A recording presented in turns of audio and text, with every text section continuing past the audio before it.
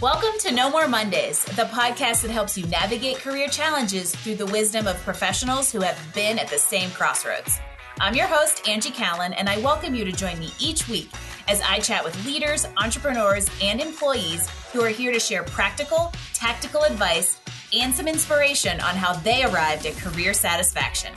From job searching and career changes to going out on your own, we're breaking down barriers and providing actionable takeaways to help you take charge of your Mondays and ditch the Sunday blues. Welcome to the No More Mondays movement. Hello, everyone, and welcome to No More Mondays. I am your host, Angie Callan. Know your niche. You hear this time and time again if you're a business owner or if you're in marketing. And I am a broken record when it comes to telling people the exact same thing about their careers or their job search. Get clarity, know your target, essentially know your niche. Jim Young is a perfect example of somebody who knows exactly who he's trying to help and exactly how he wants to help them. Literally, if you go to his LinkedIn profile, which I did earlier today, it says, I'm here to do 4 things. Help men defeat burnout, help teams and organizations defeat burnout, help foster more inclusive cultures, help people get through the challenges of doing 1, 2, and 3. How clear is that? Jim and I are going to dig into that clarity, but also more importantly, get into this topic of burnout and how all of us can create roadmaps to a more fulfilling life and also enable our teams to do the same, no matter what gender we are. So I hope you will all help me welcome to the show executive coach, facilitator, speaker, and now author, Jim Young. Jim, welcome to No More Mondays. Angie, thank you so much. I have been excited to be on this show since we first connected a while back, and I can't wait to get started. Likewise. And so all of you know out there, for the 3 of you who are No More Mondays fans and listen to every single podcast, hi, Mom. Jim came to us through our podcaster network, John Saunders, who has the distinction of being the only 2-time guest as of right now. And anybody he sends my way, I tend to love chatting with. And so let's get into this. And this is fun because Jim and I haven't sat down and dug into this stuff together. So I kind of get to hear it all while you're hearing it all. But I want to hear about the burnout. You said it yourself kind of in your bio that you've experienced it. And typically in coaching, I think your strongest perspective is the one that you've been through yourself. And it's kind of framed how you now look at this and how you serve people. So tell us your burnout story. Give us your backstory and how you came to be here and how burnout really impacted it. Yeah, my burnout story is probably a series of stories, and I'll try and dot them a little bit to connect them. It really starts when I was about 9 years old, and my mom told me to take out the trash, which is maybe like, how does that affect burnout? Well, my mom had just kicked out an abusive boyfriend, and he used to take care of stuff like that. And she said, hey, it's Tuesday night, it's trash night. You're now the man of the house, so you need to take out the trash. So that was the loaded statement. And taking on this mantle of man of the house at 9 years old, I was totally not ready for that, as no 9-year-old really is. And yet I had this expectation that, well, I should just do it. And that's a belief that I took on at about 9 years old that I carried for a really long time, as we might say outside of Boston. I know you spent some time there. I carried it for a wicked long time. Wicked long time. Wicked long. That's perfect. And so that was the first, I call that a burnout seed that was planted in me, was this belief that I should just man up and take on whatever that responsibility is. I shouldn't have feelings about it. If I do, I should just shut them down, and I don't need to ask for help. And I came to find out later on that those were really some rules that I had picked up from society, even though nobody said them to me. But I learned, like, you don't ask for help. You don't show weakness. Roll forward into my early adulthood years. I already had that set of beliefs going on, and I didn't know what to do for a career. And I had this conversation with my soon-to-be father-in-law, and he asked me, like, so what do you do for work? It's our first time meeting. And I said, well, I didn't really want to tell him that I was selling cable TV door to door. That's what I was doing. And so I said, there used to be this thing called door-to-door salesman. Everybody who's 28 years old and younger out there, go watch The Cable Guy with Jim Carrey. You'll understand. Yeah, and it's way more glamorous when Jim Carrey does it than when I did it. That's actually a good point. So I just remember having this conversation with my my future father-in-law, where I wanted to impress this guy, and I didn't feel like I had something to impress him. And I actually didn't do a very good job. So the way that conversation, I was really awkward. And then I could tell he was disappointed that I, like, this guy that his daughter brought home didn't really seem to have his act together. And he asked me this question, like, well, what do you want to do? And I said, well, I answered what I didn't want to do, which I was like, I don't want to get up early in the morning, put on a tie, and go into an office, which is exactly what he'd been doing for like 40 years. So I like slapped him in the face metaphorically with this, like, that's a stupid thing to do.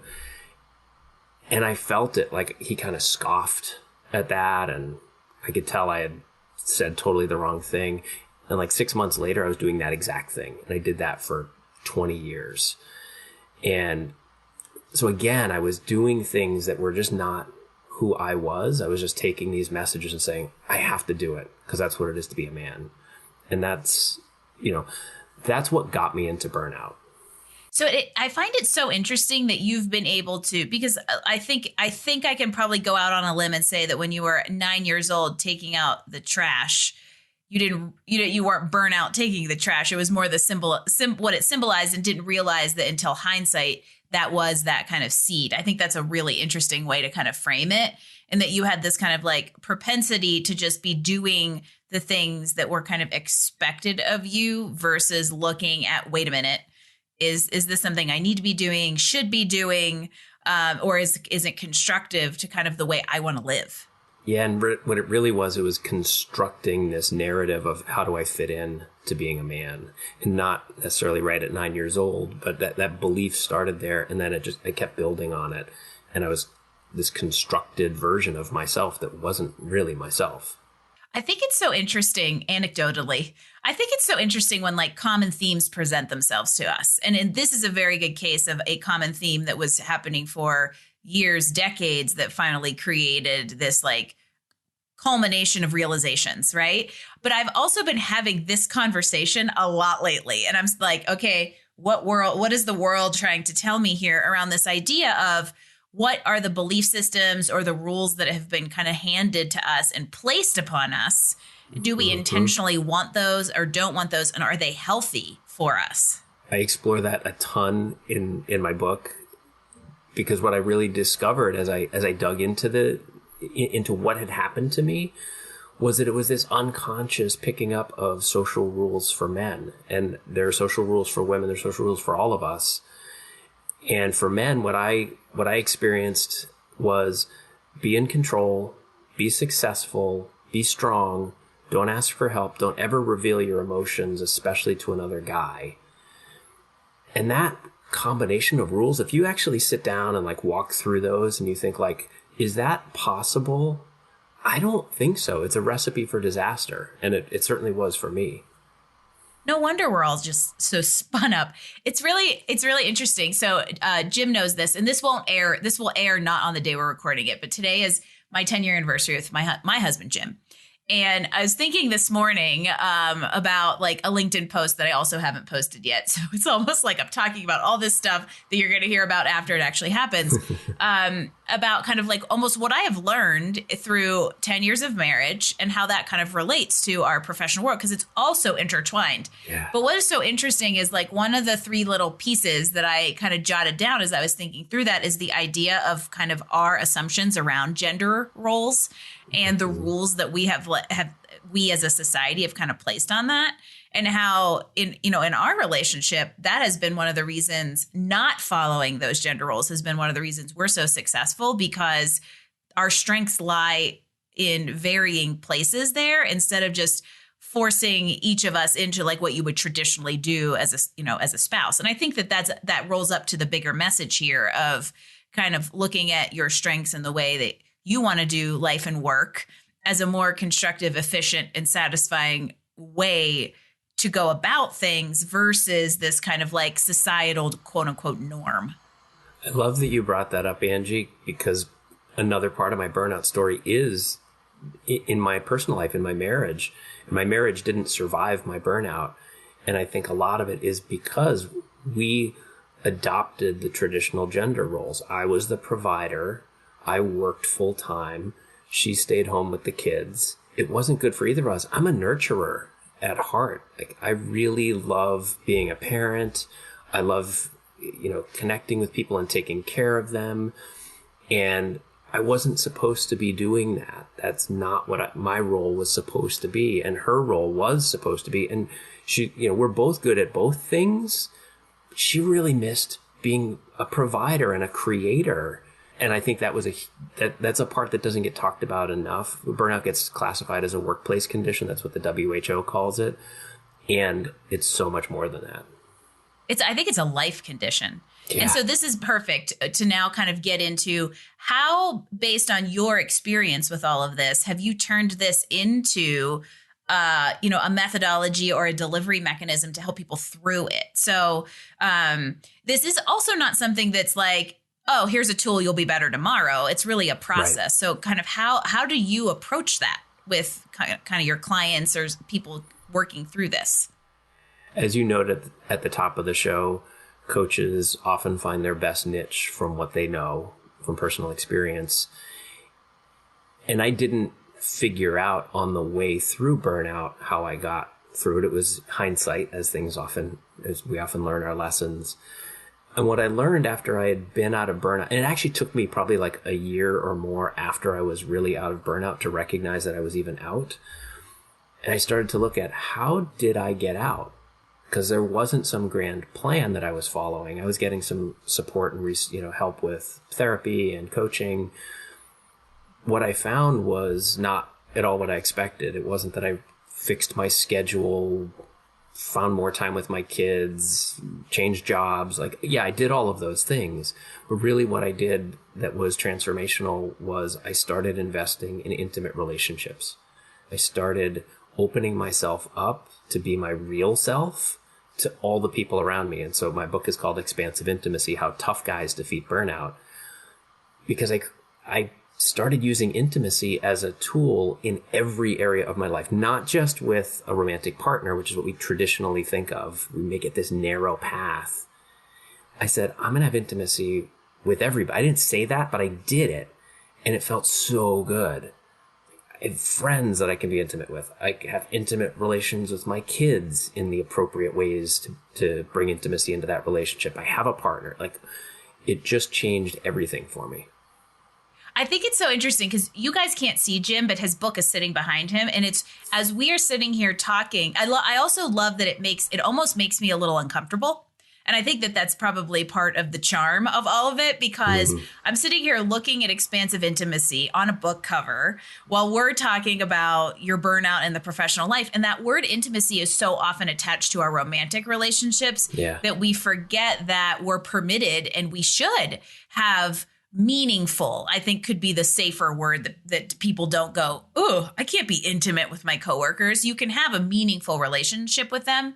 And that's much more kind of fulfilling to the overall picture. And over the last 3 years, I think that that's something we're all craving. And a lot of people don't realize how disconnected we've become. And I think it was starting before, in the before days, we were still becoming increasingly more and more disconnected. And I think it's just a really interesting concept to say, when you're going through burnout, first of all, you don't realize you're becoming burnout until you're there, which I think is one of the hard things, because at that point you're pretty broken and you got to put yourself back together. And there's some practical pieces to that, reducing the schedule, exercise, and some of that stuff. But it goes so much more around this kind of like emotional, physical idea of fulfilling yourself through the relationships and what that gives us. I saw something yesterday. I just want to lift it up again because Trevor Noah, I think, is a genius. He's smart. He's funny. He's so relatable. And sometimes he'll tackle a really big topic. And he had a between the scenes segment on his show where he talked about men and intimacy. He was actually talking about something that was trending for a little while on Twitter about this concept of a right to sex. And the way he put it together was that we so often conflate sex and intimacy that it can be uncomfortable to see the book title and think like, oh my God, we're talking about these things that aren't about intimacy, but it's intimacy. And what he talks about, and he's also like I am in the book, talking about men and how because we mistake sex for intimacy, there are things that we want in life that we don't give ourselves permission for because we don't think we can have them outside of that one relationship, or if you're polyamorous, multiple relationships. And there's one moment in that segment where he's making his point, and he's saying, talking about sex workers and how sometimes sex workers say men will show up in the hotel room or wherever, and they'll say, would you just talk to me? Or would you just hold me? And he says, men sometimes just want to be held. And the audience laughs. And it's this uncomfortable, like tense sort of laugh. They want it to be a joke. And it's not. Because that's not manly. Like, I just want someone to hold me. Oh my God. How could you say that if you're a guy? And especially, I feel like American culture really perpetuates the idea that men, and I love that we're talking about men. I talk a lot with other women about women, the challenges women face in their professional lives. And I think that this is definitely carryover applicable. But I think it's so interesting because there are very specific challenges that we face as the varying genders and the assumptions or rules kind of placed on us. And I think what's so interesting about this is it comes to that kind of idea that vulnerability, we look at vulnerability as a weakness, and it isn't. It's actually can be very, very much a strength because it can lead to that intimacy and a deeper level of connection than you can get if you just have to put up that facade and go, oh, I'm the tough guy and I can't, I'm not going to break down any kind of walls. And I think as we get into some of the team leader stuff I want to touch on, that can really, really create a roadblock to success because you aren't willing to be open to those relationships. Absolutely. And the subtitle of my book is How Tough Guys Defeat Burnout. And the tough guys is in quotes. That's so perfect. Flip the idea of what a tough guy is, because a tough guy in our modern culture takes it on the chin. Like, we know that version of tough guy, and it's not working so well. What's tougher is especially if you're one of those guys who's like, I'm a tough guy, I just take it on the chin, I don't let anything get to me, is to be vulnerable. That's hard. I went through a process of over a period of years of, instead of holding everything inside, saying like, okay, I'm going to start sharing this stuff. And it required me to be a lot tougher. It's funny because I think yesterday, and I would guess that it was probably at the exact moment that you were tuned into Trevor Noah, which, by the way, we're going to link that in the show notes, everybody. Please. Along with what I'm about to talk about is I was listening to a Blink, total squirrel for a second. If you have not come across an app called Blinkist, it's awesome.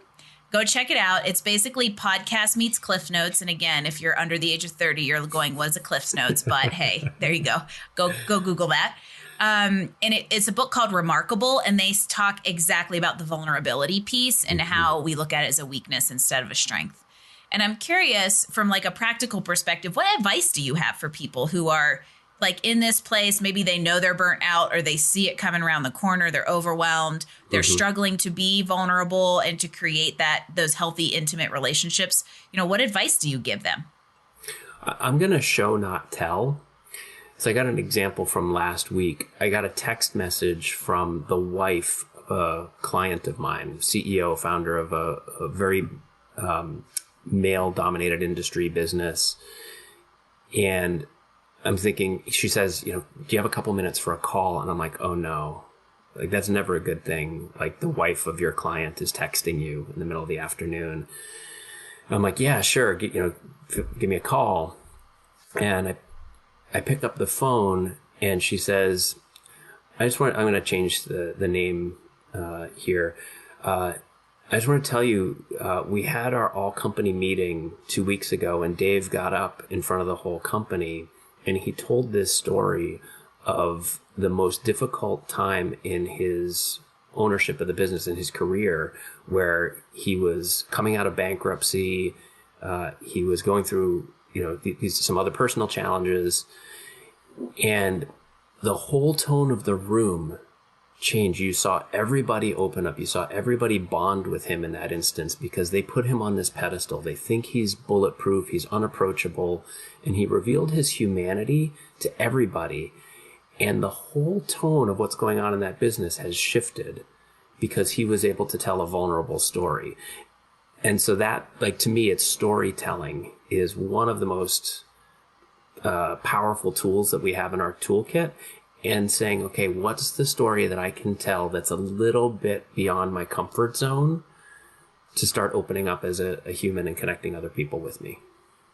And it's the word there that I was in my head was like human. We are all humans. Yeah. And I think, unfortunately, classes have come into play where like some humans are valued more than others. But at the end of the day, we are all in this world together. And I think when you create the sense of relatability, like Dave did, that's when people look at you and go, oh, you're not untouchable. You're one of me. You're just in a different spot in life. And I think that creates a much healthier level of respect, commitment, and motivation also, just even down to like a team level. Yeah. You've just endeared your staff to you in a way that now they're going to be, more productive and interested and motivated in helping that kind of bottom line. So there's a very practical outcome that can happen there in addition to the kind of like mental and emotional component. I learned an expression 10 or 15 years ago that stuck with me ever since, that every one of us is carrying around at least one secret that if you knew it, it would break your heart. That to me is humanity. And when Dave or other CEOs, leaders open up themselves to their real humanity, it makes them more trustworthy. Because if you know anybody in the world, and I'm talking to you, Angie, and any of the listeners, you know anybody who's never gone through a struggle, could you introduce them to me, please? Because I would love to meet them. Likewise, I would like to meet them too. Yeah, it's normal. Burnout is a normal thing. Stress is a normal thing. Fear, worry, shame, all of that is normal. I think that one of the interesting things, well, we've heard this cliche. That cliche, you've seen it, be kind because you never know what somebody else is going through. Yeah. And I think no one is perfect and no one's had a perfect life. That if there's a certainty other than death and taxes, there it is. Mm-hmm. And I think what the variation there is that we all look at things differently. And so one person's challenge, somebody else might think, well, wait, that's your big deal. But to them, it is. And so I think having an understanding and a compassion and a sympathy and even an empathy, if you can actually relate to it, is a really important aspect to helping all of us live in a little bit more of a, do we say balanced life? Where we're not pushing ourselves. Yeah, we're not pushing ourselves to that level of burnout so much. Mm-hmm. And you also mentioned a word just now that was a key part of my story, and I think is a key part of the puzzle for a lot of people who go and get into burnout, and that's perfection. Perfectionism is false. And I think our leadership culture, we expect these leaders to be perfect, that they have all the answers, that they don't have any struggles or problems. And that sets them up for failure, because if they buy into that narrative, and there's a lot of reasons why they feel like they might need to not show weakness in particular, I think is a big one for guys. We get into perfectionism, which is just an invitation to shame, because we're going to fail. And then we feel like, I didn't do it right. So I'm going to work harder to be perfect again the next time. And that's a burnout cycle. It's a shame burnout cycle. I write about that in the book as well, that shame is such a powerful force in creating burnout and keeping people in it. Perfectionism, I'm just going to put it out there and I'm just going to say it super direct like it is. Perfectionism is a weakness, not a strength. Mm-hmm. Amen. Hallelujah. Huzzah. Yeah, all the things. 80%. 80% is good enough, everybody. Because and there's a range here depending on the situation. If you're a surgeon, 80% ain't good enough. However, in most situations, especially in life, we hold ourselves to a standard that you're just never going to meet. And if you can temper that, you will save yourself a whole lot of grief and also a whole lot of time. Mm-hmm. The energy of getting that extra 20% when you don't actually need it it's so expensive.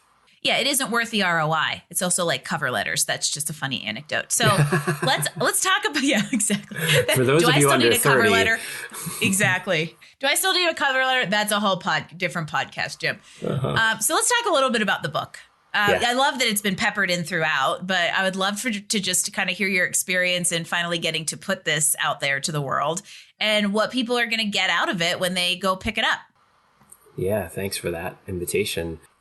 When I think about the book and the whole journey of it, it's kind of a blur. I wrote the book in less than a year. I'd been thinking about writing a book for quite a while. I had multiple ideas, and I remember having a distinct conversation with a friend of mine who's a literary agent about 4 years ago, and I'd first started my business. I said, I want to write a book. And she said, wait a few years.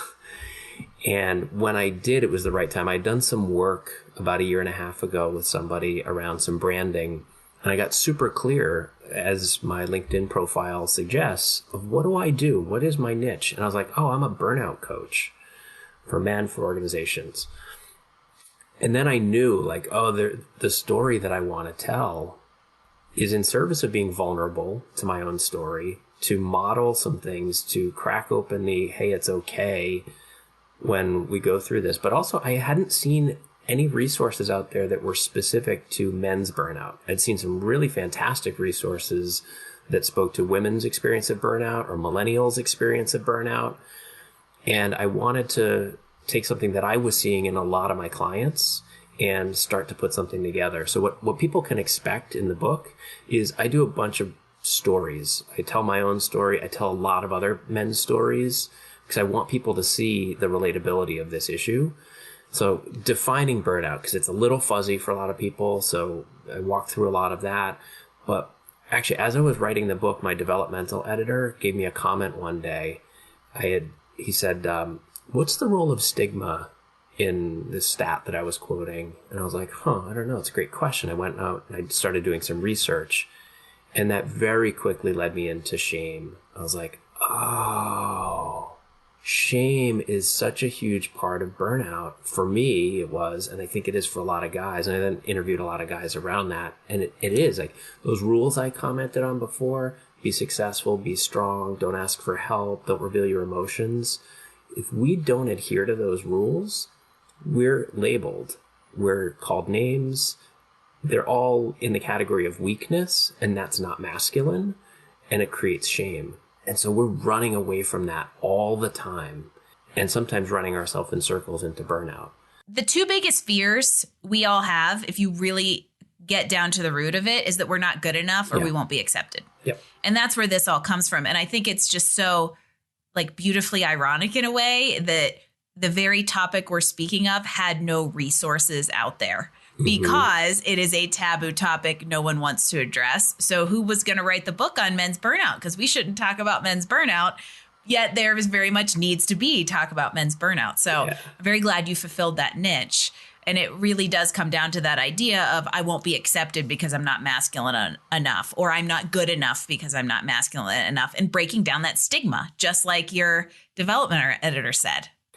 And even once I had pushed myself over the edge to say I'm going to be the guy who writes about burnout, when I got the invitation in that process to write about shame, I was like, oh no, not me. I don't want to write about shame. Talk about topics that are not manly. Yeah, who wants to go compete with Brené Brown? Yeah, but I mean, still, huge inspiration. I was psyched.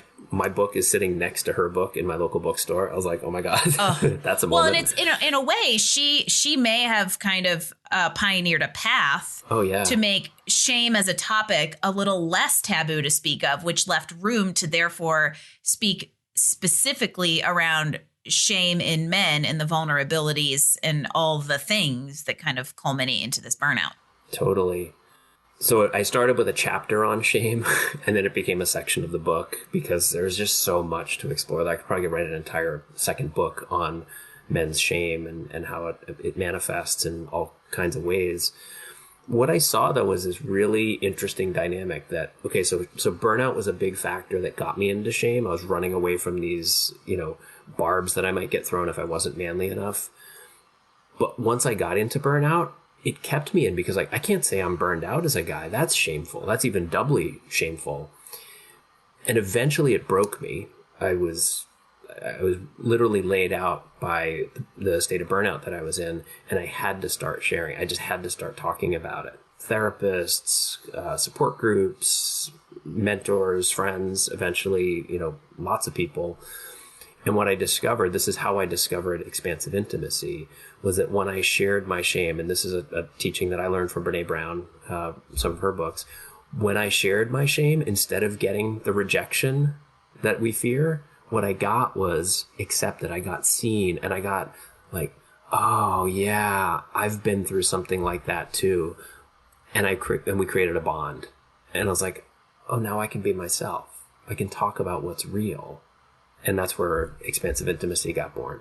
I just got a little bit of the chills because basically at its very core, it's the things that we feel are our biggest weaknesses typically end up being the biggest opportunity to connect. So going all the way back to that idea of how can we be more intimate? If you're vulnerable, it will perpetuate a much more positive cycle than the negative reaction that we tend to make up in our heads. Yeah, exactly. There's so much fear sitting there. And if we just kind of prick that balloon of fear and allow ourselves to take the risk, which chapter 12 of the book is my one semi-prescriptive part of the book, because everybody needs instructions and a model, and that's what we love as a society. So you teased it out a little bit, like there's no quick fix here. I'm not offering that because there just isn't one for such a complex issue as burnout. But taking risks to reveal ourselves to people in ways that open up our ability to be seen and to see each other, and then have all these ways that we can be with each other in relationships. We can talk about our fears. We can talk about our stresses. We can celebrate our joys, which again, not manly to be joyful, but I'm joyful. And so it's, so that there's a little bit of prescription in chapter 12, but it's really ultimately it comes down to taking risks to be yourself. Open up. It's worth it. Yeah. Yeah, well said. Heck yeah. All right, so we're going to shift gears.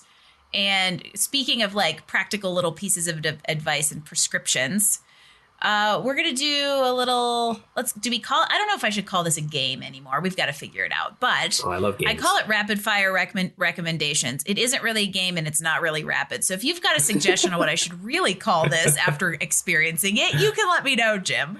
But excellent. The first question is we just kind of get to know you and how you tick is, what's your most memorable travel destination? Ireland. I flew there with my then fiance to go see U2. We spent a week in Ireland. We drove around the country. We stayed actually at Bono and the Edges boutique hotel in Dublin, drove around, and we came back to Dublin, and we went to this epic concert 20 kilometers outside of Dublin. There's like 100,000 people on the grounds of this Irish ruins, this castle. And it was like an all-day festival with the Red Hot Chili Peppers and Coldplay and U2, who was playing on Irish soil for the first time in like 5 years. And it was unbelievable. Every Gen Xer who listens to this show is seething with jealousy right now. And I feel like that might have been the same year I saw them and the Chili Peppers at Bonnaroo, which that's a whole nother story too.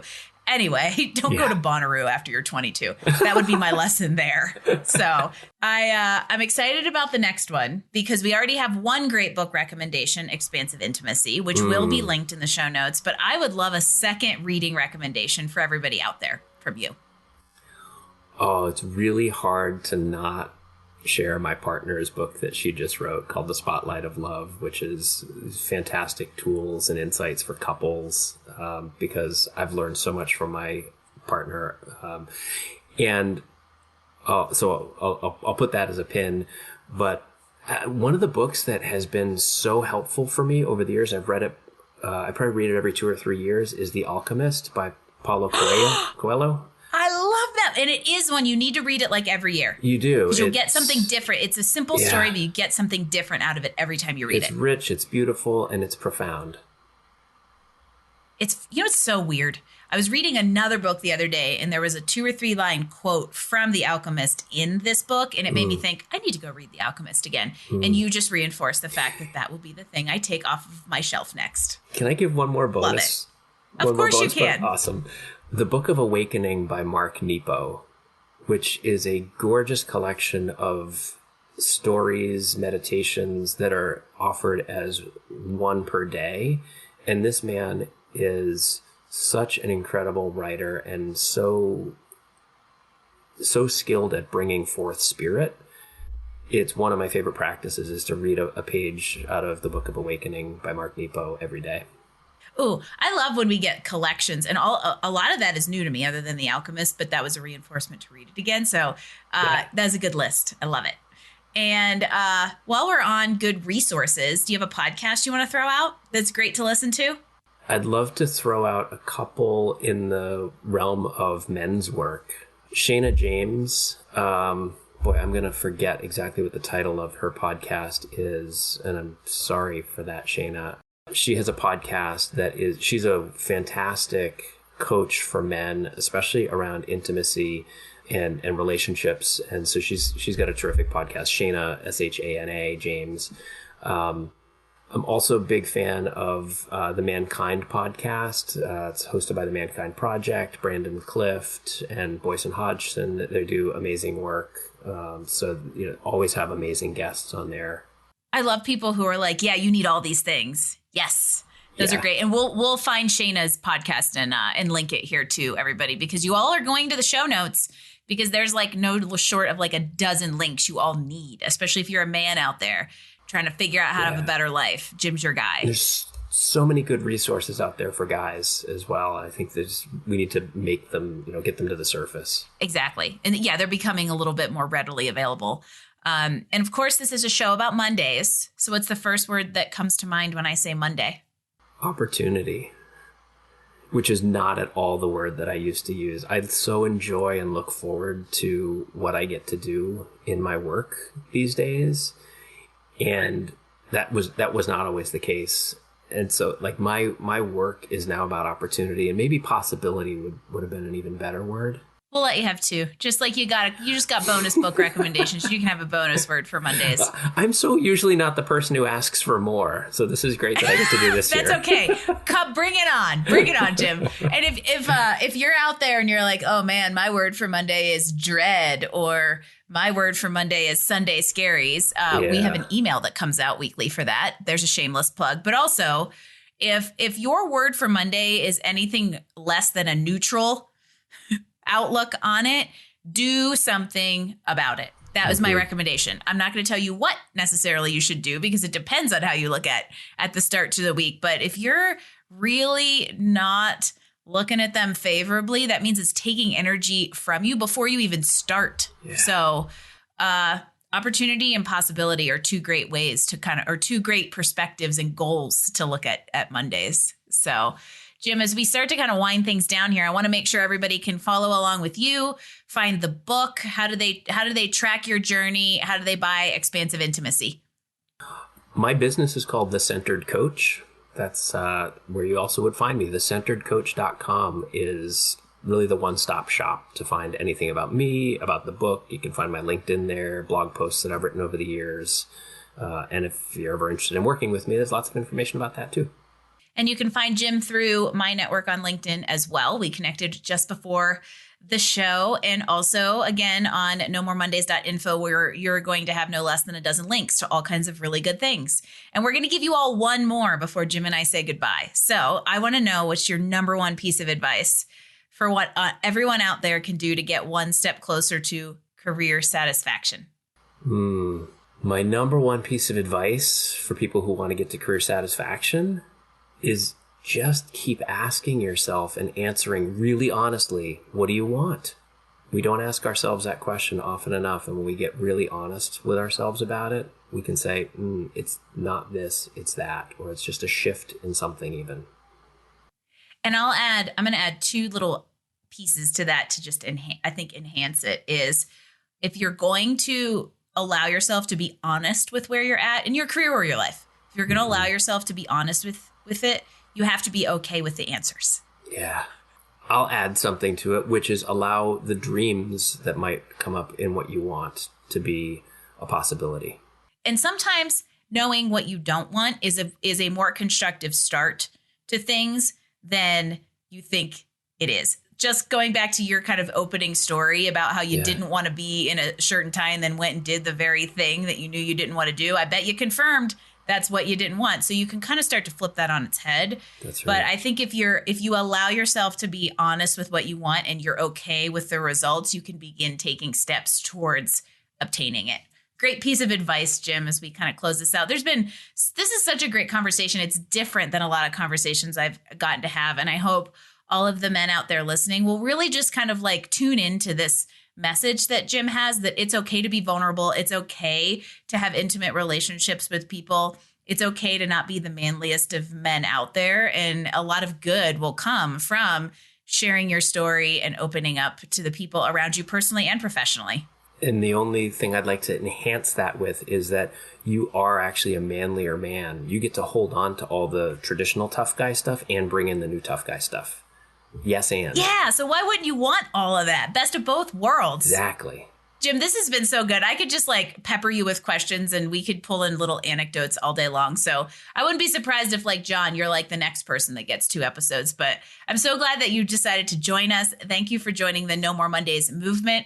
Congratulations on the book. Everybody go buy it. And until next time, Jim, thank you for sharing your wisdom and being vulnerable with us. Angie, thank you so much for having me. And if you ever want to have me back again, I'd love it because this was super fun. Yeah, totally fun. We always love hearing from people who have successfully navigated career and life crossroads, charted a path to success and fulfillment. Jim is one of those, and he's helping people do the same. And we love that even more. Tons of great practical and aspirational advice here. So I hope all of you out there took some notes. We'll re-listen, we'll grab all of Jim's resources and tune into all the great advice he has to offer. And for all of you out there listening, I would love for you to subscribe to No More Mondays. Leave us a 5-star rating because Jim and I are the 2 coolest people on earth right now. And it's a huge help as we continue to inspire people to have a more fulfilling life everywhere with these kind of great stories. Leave us comments, feedbacks, guest suggestions, grab the show notes at nomoremondays.info, and I will see you next week when we drop another episode of No More Mondays. Thanks for joining us for another episode of No More Mondays. Tune in next week as we bring you more insights and actions to help you improve your professional life and find career satisfaction.